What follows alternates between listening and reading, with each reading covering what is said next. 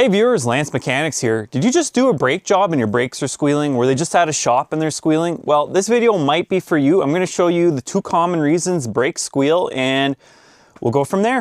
All right viewers, I hope you like this view. This could be an educational video. If you clicked on this video, you want to know why your brakes are squealing. I'm going to show you the 2 reasons why they're squealing and we'll get right into it.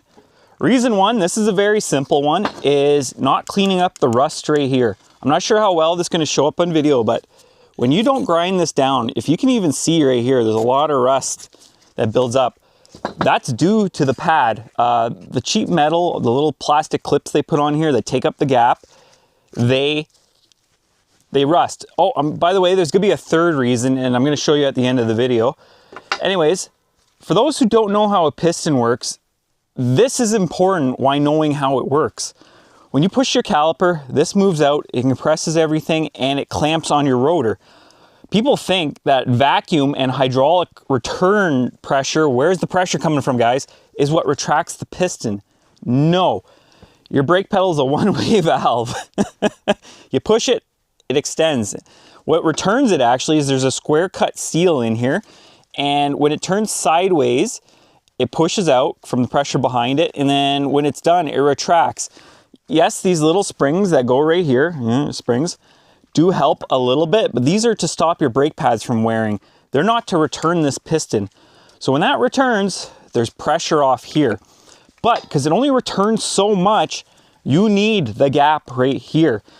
And trust me, when there's rust on here, let's see, that is more than 4 thou. So a big common mistake here, especially people dealing with cars up north that come to the south, is they forget to clean here. You need a tool like this, usually has a piece of sandpaper in there. It gets in there, it cleans.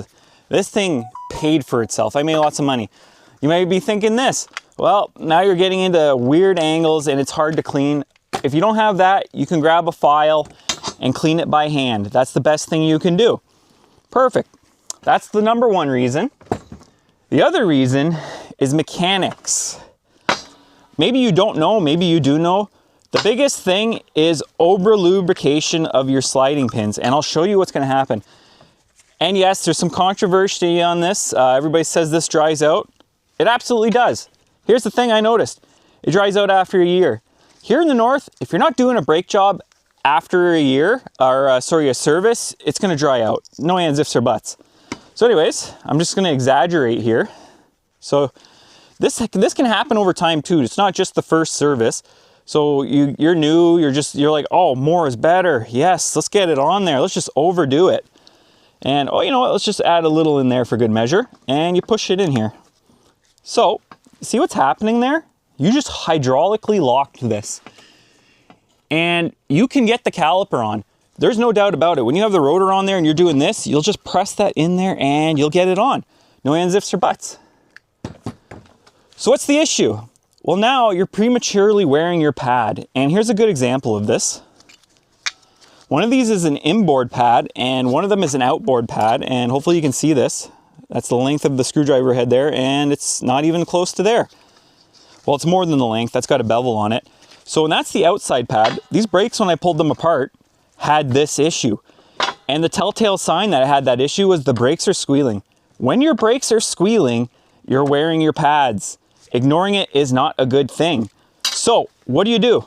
Well, you can burp it, hopefully. There, that made a difference. Believe it or not, using your brakes will not burp that. The other thing is, if there's too much lube in there, like I'm going to show you right now, we're just going to pile that in there a little bit at a time. Like I said, this is an educational video. I want to show you what a bad service or being new and overzealous can do. We all learn. Again, every time you put more fluid in there, or sorry, more product in there, more lubrication, you're slowly bringing it up like this. And over time, too much of a good thing is a bad thing. So right now, I can see the difference there. I'm hoping you can see it. But yeah, by putting that fluid in there, you're locking it in. Now you're saying, Lance, some slider pins do have slots to prevent that. Here's an example of a Hyundai where it doesn't have the slot. Same with the other side. There's no cut groove in here. Some put a cut groove all the way down here to prevent this from happening. I say some. Not everybody's going to do it. So those are the two major reasons why your brakes are failing. And I always tell people, your brakes are squealing. It's a telltale sign something has failed. You got to go out there and do it. Get it fixed. Get someone to check. Someone who knows.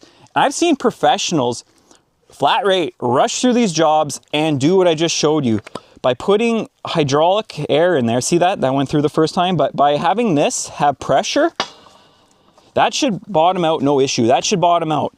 It should not have spring.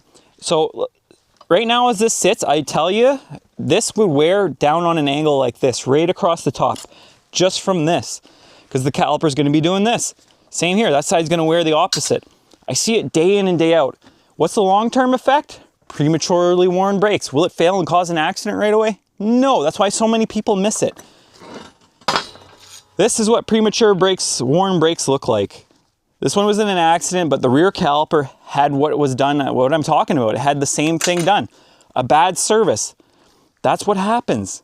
You have to service your brakes every year and you got to service them properly. Now at the beginning of the video, I mentioned 3 things.